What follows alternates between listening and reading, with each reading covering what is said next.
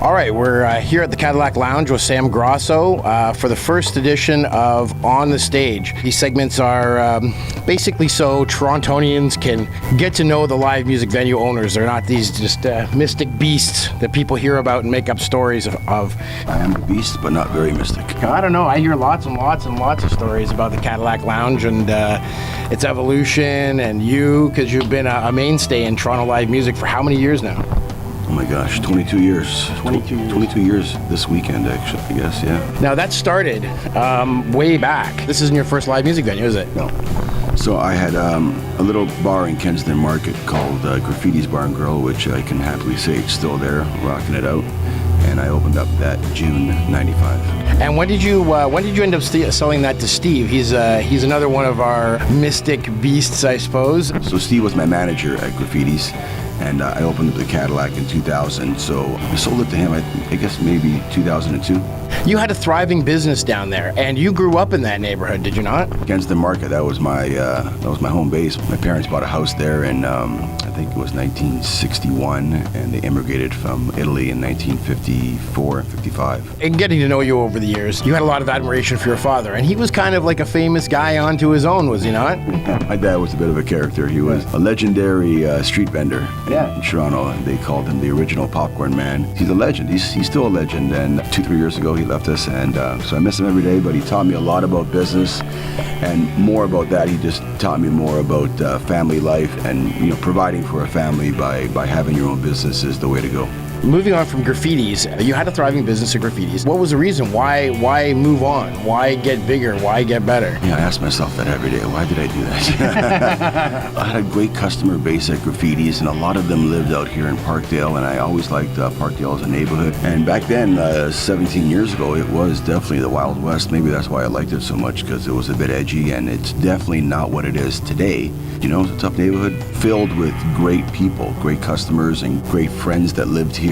And they were so happy when I said I was going to open up a live music venue, bar, restaurant out here, because there was not much to offer, and they felt great that they can just walk to a local place and have great beer and a great meal and hear some great music. So it turned out to be a great decision. At first, I thought everybody I told, they thought I had lost my marbles, but it worked out. It worked out. It's very clear you're actually, if not like one of the pioneers, the pioneer of this area in Parkdale. Of what was there then, what would even be left now in Parkdale? What businesses would be left? Yeah, I mean, the Rhino has been here for years, which is right across the road. It's a great place, and before it was called the Rhino, it was called the Elm Grove Tavern. So over the years, I've kind of become like a little bit of a historian on Parkdale and the businesses that have come and gone over the years. So that's kind of cool. Queen and Dufferin was kind of a hub for business, and there was a train station just like 100 yards down the road. And the Gladstone Hotel was there. The Drake Hotel was there. And next door to me here, there was something called the Parkdale Hotel.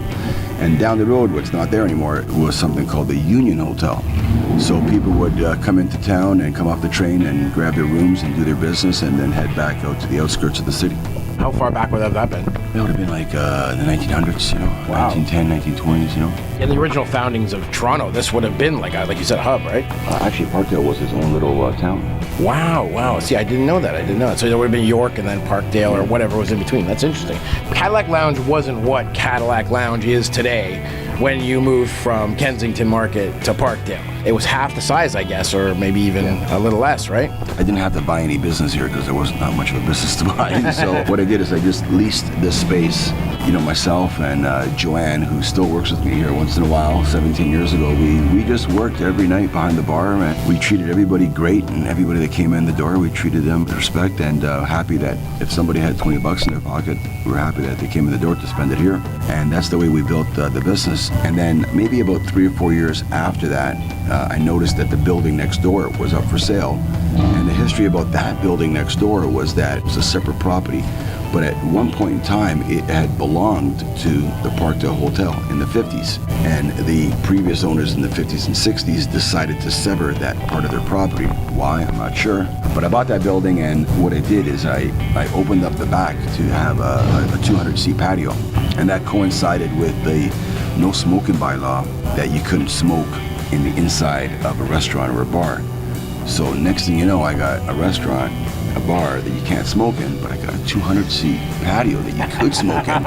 It was crazy. We had to change our way of doing business. We had to come up with a smaller menu and hire a whole lot more staff, and it just went crazy. When I look at this, I've known you for long enough, and the coif you've got, like, you clearly have some admiration for some of the old music. Is this a representation of you? Certainly the way it sounds, I know this is music you prefer, but like, how much of this is Sam Grosso? Unfortunately, I have to probably say 100% of it is. It's an extension of my personality, and I love roots Americana music, and I love country music. I love rock and roll. I love the Beatles. I love the Stones. I love Elvis. I love Springsteen. I love all these great bands, so many different types of music that I enjoy, so I kind of just brought it into what I was trying to do here, and it is definitely an extension of my personality. Unfortunately, there's a cash register behind the bar that you gotta put some money into once in a while, but if this was my basement, it would be perfect. This has been how many years ago now? 22 years, yeah. 22 years. So sitting at 22 years, if you had anything to say to somebody that was starting a business and, had seen the Cadillac Lounge or just wanted to open a live music venue, in my opinion, I think this is what live music venues need to be in the future. I don't think you can just open up a hollow shell and just try to book music and try to get artists to drive people into your venue. I think you have to have a multi-pronged approach in this. You're a resto bar that has live music, and I think that you opened this at a time when you had to be a resto bar or a restaurant, and then you had live music. The live music is a tough part of it. It really is a labor of love. We're happy if we break even. There's a lot of times where it costs us money, and there's a lot of times there's a great band on stage with a lot of empty tables and chairs, but it's my passion, and I keep on doing it, and try to book great bands, and we hope they have a following, and we hope people enjoy it. Anything else you'd like to tell people in Toronto about the Cadillac Lounge? It's a great venue in a great neighborhood with great customer base and just great people. It's a great vibe, and I really enjoy when I meet people. They say that they had a great time being here, so that's a huge compliment.